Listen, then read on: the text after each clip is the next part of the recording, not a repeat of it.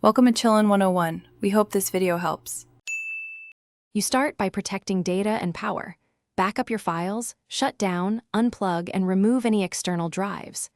Once done, identify the battery pack model and voltage so you buy compatible replacement cells. This prevents mismatches and safety hazards. Next, ground yourself with an anti-static strap and lay the laptop on a clean mat. Make sure to unscrew the back in sequence, keep screws labeled, and photograph each step so reassembly is straightforward and error-free. You now remove the battery module carefully. Unplug the board-to-pack connector and observe polarity markings.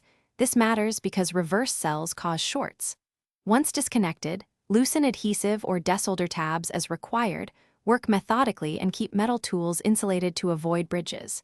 When inserting new cells, align polarity exactly and connect using the same wiring pattern. Solder joints should be clean and low resistance.